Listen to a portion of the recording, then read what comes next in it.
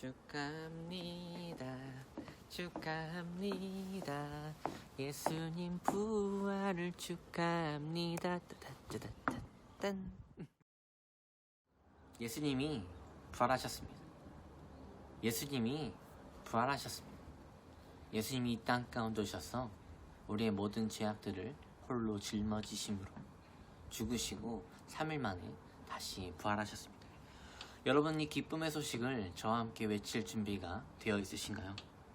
코로나 바이러스로 인해서 우리가 이 기쁨을 주변 이웃들에게 전하지 못하게 되는 게 너무나도 아쉽고 슬프지만, 우리가 이럴 때일수록 더욱더 이 진리, 이 기쁨의 소식만큼은 우리가 잊지 않음으로 끝까지 지켜냄으로 전함으로 온전한 열매를 맺음으로 나아가는 우리 모두가 되기를 소망합니다.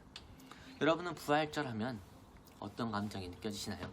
부활, 진짜 기쁨이 느껴지시나요? 그냥 예쁘게 꾸며지고 맛있게 삶아진 그 달걀을 먹는 데만 기뻐하진 않았었나요? 우리가 진짜 부활의 기쁨 안에 거하기 위해서는 이 부활이 우리에게 무엇을 의미하고 왜 이 부활이 우리에게 기쁨의 소식이 되는지를 우리는 다시금 살펴볼 필요가 있습니다. 그렇다면 왜 부활이 기쁨인 것일까요? 그저 다시 살아났기 때문에 기쁨이라고 볼 수 있을까요? 저는 한 8년 전쯤에 중학생들을 전도하기 위해서 함께 PC방을 간 기억이 있습니다. PC방을 갔는데 애들이 하려고 했던 게임은 롤이라는 게임이었습니다. 그런데 제가 그 게임을 해본 적이 있었을까요? 한 번도 해본 적이 없었지만 그래도 친해지기 위해 갔기 때문에 처음이자 마지막으로 그런 롤이라는 게임을 같이 하게 되었습니다. 그런데 어땠을까요?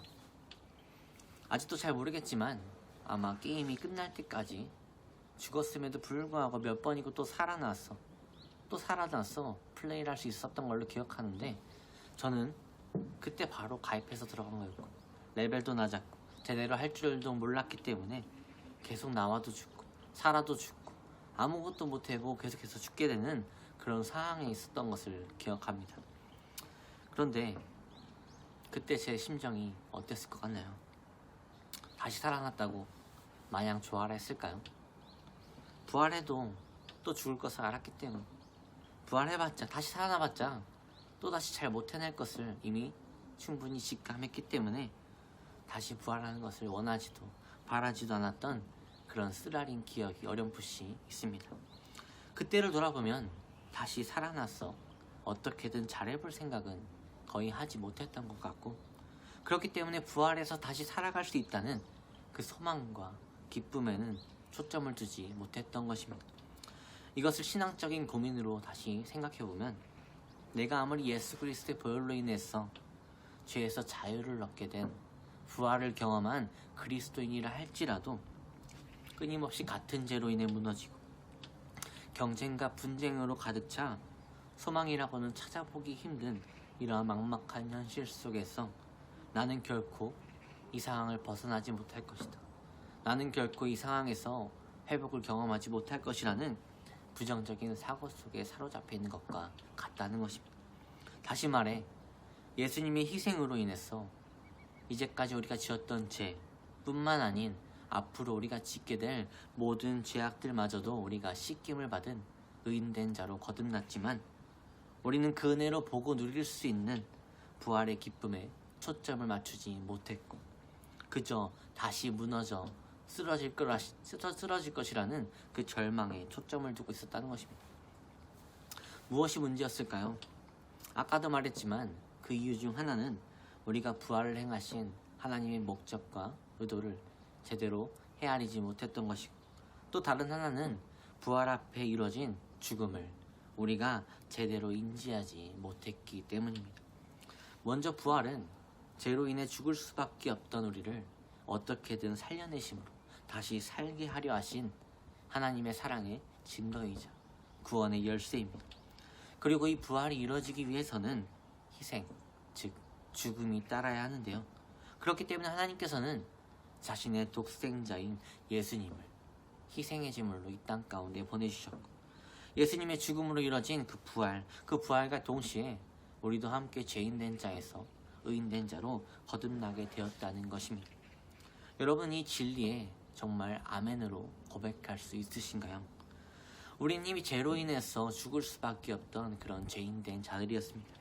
그렇지만 하나님께서는 이런 죄인된 우리를, 죄가 없으신 예수님을 이 땅 가운데 화목제물로 보내심으로, 죄악으로 쌓여져 있던 우리의 모든 막힌 담을 허물어 주심으로 다시금 하나님만 바라볼 수 있는 구원의 통로를 우리로 하여금 다시 볼 수 있게 해주셨습니다.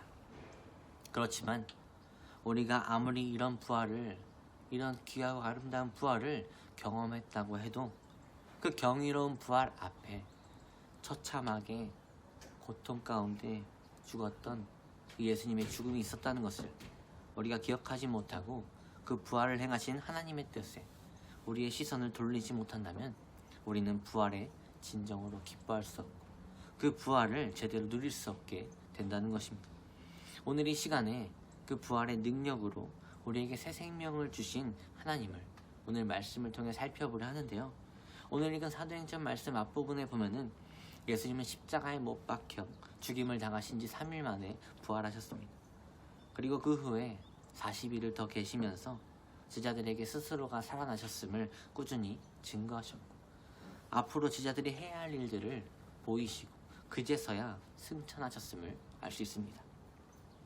그리고 예수님이 승천하신 후 오순절이 이른 그때 하나님께서 성령을 보내심을 통해 복음의 제자들을 통해 널리 전파되었고 교회들이 세워지게 되는 그런 역사의 서막이 열리게 되는데요.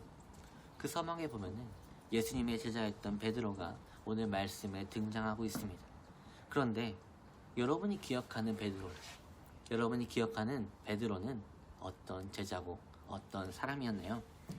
예수님과 붙어 다녔던, 예수님의 제자였던 것은 확실하지만 제자였음에도 불구하고 참으로 믿음 없어 보이는 기회주의자 같은 그런 모습이 더 많이 기억날지도 모릅니다. 그렇지만 하나님께서는 이 베드로를 어떻게 하셨나요?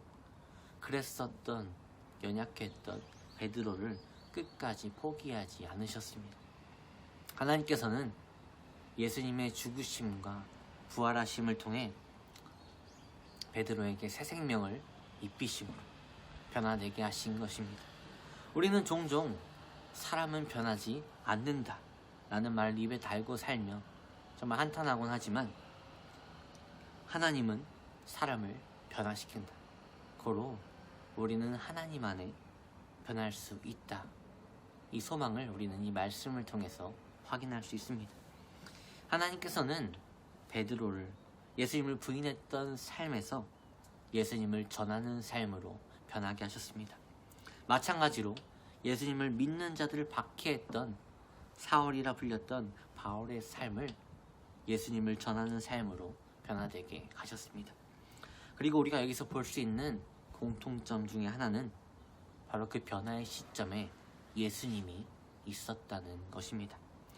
예수님께서 죽으시고 부활하신 하나님의 아들 되심을 이들이 깨달음으로 믿게 됨으로 마주하게 된 그때 죄악된 이들의 마음이 단번에 깨끗이 씻겨짐으로 죄악과 멀어지는 삶으로 변하게 되었다는 것입니다.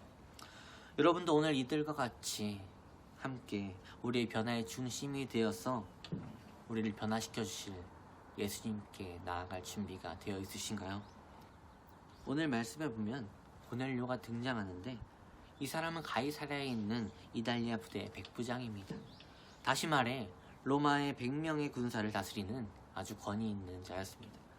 그리고 당연히 고넬료는 하나님을 알 수 있는 방도조차 없었던 이방인이었지만 오늘 말씀에 보면 그는 의인이자 하나님을 경외하는 자, 그리고 기도와 구제에 힘쓰는 자로 소개되고 있습니다. 그리고 하나님께서는 믿기 힘든 상황 속에서도 하나님을 경외하려 했던 이 고넬료 앞에 환상으로 나타나심으로 베드로를 만날 것을 말씀하고 계십니다. 그런데 하나님께서 이렇게 말씀하신 것은 무엇 때문이었을까요? 고넬료에게는 하나님을 경외하며 따르고자 하는 그런 경건한 마음은 있었지만 모든 자들의 구원이 되어주시기 위해서 죽으시고 부활하신 그 예수님에 대한 복음이 없었던 것입니다. 그래서 하나님께서는 베드로의 설교를 통해 예수님에 대해서 듣게 하셨고 이 설교를 통해 구원에서는 배제되었던 이방인들을 위한 구원의 통로가 열리게 하셨던 것입니다. 물론 유대인 된 자로서 베드로가 이방인의 무리 가운데 들어가서 교제하며 설교를 하는 것이 율법에 어긋난 행동임을 그는 이미 알고 있었지만 율법보다는 하나님의 뜻을 따르고자 했던 베드로의 변화된 삶이 이 이방인들을 위한 구원의 통로가 되어준 것입니다. 그래서 34절 말씀에 보면은 베드로가 말하되라고 간단하게 쓸 수 있었지만 베드로가 입을 열어 말하되 라고 나와 있는 것을 보면 베드로가 어려운 상황 속에서도 믿음을 가지고 마음을 열어서 설교의 자리에 나왔음을 우리는 추측할 수 있습니다. 그리고 그런 베드로의 설교에서 선포된 내용을 살펴보면 첫째로 베드로는 하나님께서 사람을 외모로 보지 않으신다고 하셨습니다. 여기서 외모는 겉으로 보여지는 것, 즉 이들이 유대인인지 아닌지 혹은 세례와 할례를 받았는지 아닌지를 보는 것인데 하나님은 그런 것들을 결코 보지 않으시고 누구든지 하나님을 경외함으로 하나님의 뜻을 행하려 하는 자들을 하나님께서 지켜보실 것이라고 말씀하셨습니다. 다시 말해 유대인이든 이방인이든 그 누구라도 상관없이 오직 하나님을 제대로 믿고 따르려고 하는 자만이 구원에 이룰 수 있다는 것을 말한 것입니다. 둘째로 베드로는 이 구원이 화목제물이 되신 예수 그리스도 안에 있다고 말했습니다. 하나님께서는 모든 능력을 행할 성령을 이 예수님에게 부어주셨고 예수님은 하나님이 끝까지 함께 하심으로 동행하여 주심으로 인해서 성령에 이끌려 죽으시고 부활하셨습니다. 그리고 그 결과 하나님과 깨어져서 멀어져 있던 죄인된 우리가 다시금 하나님과의 화목을 예수님을 통해 회복하게 되었다고 말하고 있습니다. 셋째로 베드로는 하나님과의 화목을 회복한 우리가 예수님이 하나님의 아들 되심에 증거된 자로 증인된 자로 살아야 됨을 말하고 있습니다. 우리가 하나님과의 화목을 회복할 수 있었던 것은 예수님이 우리의 모든 죄를 짊어지심으로 죽으시고 다시 살아나셨기 때문입니다. 우리는 이 예수님의 죽음을 통해서 모든 죄를 씻김 받았고 예수님의 부활을 통해서 우리는 다시금 새로운 생명을 얻게 되었습니다. 그렇기 때문에 우리는 이 진리를 믿음 안에 지켜내므로 예수님이 하나님 사랑의 증거이자 구원의 증표임을 우리는 세상 가운데 드러내야 되는 그런 증인된 자로 서야 한다는 것입니다. 여러분, 이 베드로를 통해 말씀하신 이 하나님의 뜻을 따라 부활의 능력이 되신 예수님을 여러분 삶의 중심으로 맞아들일 준비가 되어 있으신가요? 모든 고난과 괴로움을 무릅쓰고 세상 모든 이들을 구원하시기 위해 자신의 목숨마저도 내어주신 이 예수님을 따라 모든 위험을 무릅쓰고 예수님을 전한 이 베드로처럼 우리도 우리의 상황과 여건에 상관없이 우리에게 부활의 능력이 되신 예수님이 나의 구원이시고 나의 소망 되심을 함께 기쁨으로 전하는 삶을 누리며 살아가길 바랍니다. 그리고 그 소망의 결과로 주변에 있는 모든 하나님을 알지 못했던 이들에게도 구원의 통로가 되어줄 예수님이 자리매김할 수 있도록 우리가 모두가 부활의 능력 안에 의인된 자로 오직 하나님만을 예배하며 하나님의 나라를 세워나가게 될 이루게 될 그날까지 매일 죄로 인해 무너져도 절망이 아닌 다시 일으켜 세워주실 부활의 소망, 부활의 능력에 소망을 둠으로 소망을 품고 살아가길 바랍니다. 사랑하는 동신교회 중고등부 친구들, 여러분이 거룩하고 이 복된 삶으로 우리를 초대해 주신 이 하나님의 손길을 붙잡고 나아갈 준비가 되어 있으신가요?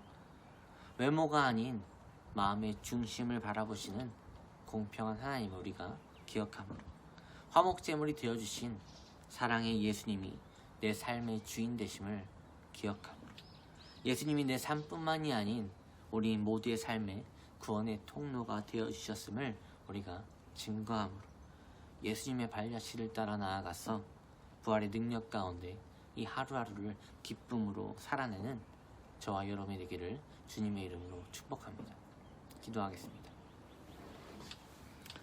사랑의 하나님, 오늘 부활절 이렇게 우리가 한자리에 모여서 부활의 기쁨을 나누지 못했지만 각자의 삶의 자리 가운데서 우리가 부활의 기쁨을 다시금 기억함으로 나누게 하심 감사합니다.